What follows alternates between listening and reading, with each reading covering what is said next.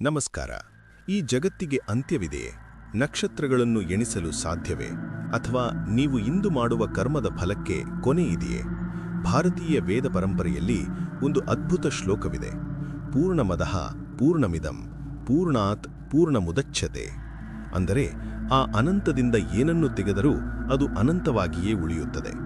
ಆಚಾರ್ಯ ಚಾಣಕ್ಯರು ಹೇಳುತ್ತಾರೆ, ಯಾರು ಈ ಅನಂತತೆಯನ್ನು ಅರ್ಥ ಮಾಡಿಕೊಳ್ಳುತ್ತಾರೋ ಅವರಿಗೆ ಸೋಲು ಗೆಲುವುಗಳೆರಡೂ ಸಮಾನವಾಗಿ ಕಾಣುತ್ತವೆ.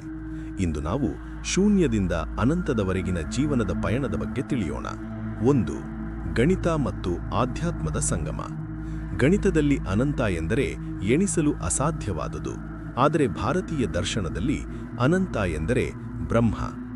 ಚಾಣಕ್ಯರ ಪ್ರಕಾರ ಮನುಷ್ಯನ ಬುದ್ಧಿಶಕ್ತಿ ಕೂಡ ಅನಂತವಾಗಬಲ್ಲದು. ನೀವು ಒಂದು ವಿಷಯವನ್ನು ಕಲಿಯಲು ಆರಂಭಿಸಿದರೆ ಅದು ಸಮುದ್ರದಂತೆ ಆಳವಾಗುತ್ತಾ ಹೋಗುತ್ತದೆ. ಜ್ಞಾನಕ್ಕೆ ಮಿತಿಯಿಲ್ಲ. ನಿಮ್ಮನ್ನು ನೀವು ನನಗೆ ಎಲ್ಲವೂ ತಿಳಿದಿದೆ ಎಂದು ಸೀಮಿತಗೊಳಿಸಿಕೊಳ್ಳಬೇಡಿ. ಯಾವಾಗ ನೀವು ಕಲಿಯುವುದನ್ನು ನಿಲ್ಲಿಸುತ್ತೀರೋ ಆಗ ನೀವು ಅನಂತತೆಯಿಂದ ದೂರ ಸರಿಯುತ್ತೀರಿ. ಕಲಿಯುವ ಹಸಿವು ಸದಾ ಅನಂತವಾಗಿರಲಿ. 2. ಆಶೆಗಳ ಅನಂತ ಕುಳಿ. ಚಾಣಕ್ಯರು ಒಂದು ಎಚ್ಚರಿಕೆ ನೀಡುತ್ತಾರೆ. ಆಶೆಗೆ ಕೊನೆಯಿಲ್ಲ, ಅದು ಅನಂತ. ಸಂಪತ್ತು, ಅಧಿಕಾರ ಮತ್ತು ಕಾಮ ಇವುಗಳನ್ನು ಎಷ್ಟು ಅನುಭವಿಸಿದರೂ ಮನಸ್ಸು ತೃಪ್ತಿಯಾಗುವುದಿಲ್ಲ. ಇದು ಬೆಂಕಿಗೆ ತುಪ್ಪ ಸುರಿದಂತೆ ಉರಿಯು ಹೆಚ್ಚುತ್ತಲೇ ಹೋಗುತ್ತದೆ. ಅನಂತತೆಯನ್ನು ಆಶೆಗಳಲ್ಲಿ ಹುಡುಕಬೇಡಿ, ಅದು ನಿಮ್ಮನ್ನು ವಿನಾಶಕ್ಕೆ ದೂಡುತ್ತದೆ. ಬದಲಿಗೆ ಅನಂತತೆಯನ್ನು ನಿಮ್ಮ ಆಂತರಿಕ ಶಾಂತಿಯಲ್ಲಿ ಅಥವಾ ಇನ್ನರ್ ಪೀಸ್ನಲ್ಲಿ ಹುಡುಕಿ. ಚಾಣಕ್ಯನ ಪ್ರಕಾರ ಲೋಭವನ್ನು ಮಿತಗೊಳಿಸದವನು ಅರಮನೆಯಲ್ಲಿದ್ದರೂ ಭಿಕ್ಷುಕನೇ ಸರಿ. 3.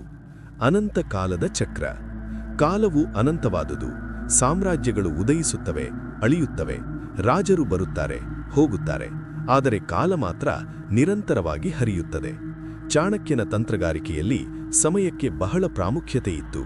ಸಮಯವು ಯಾರನ್ನೂ ಕಾಯುವುದಿಲ್ಲ ಎನ್ನುವುದು ಎಷ್ಟು ಸತ್ಯವೋ, ಸಮಯವು ಎಲ್ಲವನ್ನು ಬದಲಾಯಿಸುತ್ತದೆ ಎನ್ನುವುದು ಅಷ್ಟೇ ದೊಡ್ಡ ಸತ್ಯ.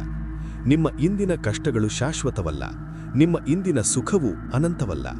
ಈ ಕಾಲಚಕ್ರದ ಸತ್ಯವನ್ನು ಅರಿತವನು ಮಾತ್ರ ಜೀವನದ ಏರಿಳಿತಗಳಲ್ಲಿ ಸ್ಥಿರವಾಗಿರಬಲ್ಲ.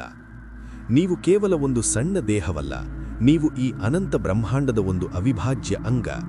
ನಿಮ್ಮ ಗುರಿಗಳೂ ಕೂಡ ಅನಂತವಾಗಿರಲಿ. ನಿಮ್ಮ ಸಾಧನೆ ಇತಿಹಾಸದಲ್ಲಿ ಚಿರಕಾಲ ಉಳಿಯಲಿ.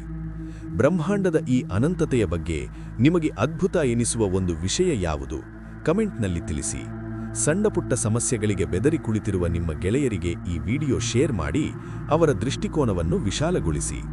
ಸಬ್ಸ್ಕ್ರೈಬ್ ಆಗಲು ಮರೆಯಬೇಡಿ. ಅನಂತದ ಹಾದಿಯಲ್ಲಿ ನಡೆಯಿರಿ. ಇದು ನಿಮ್ಮ ಚಾಣಕ್ಯ.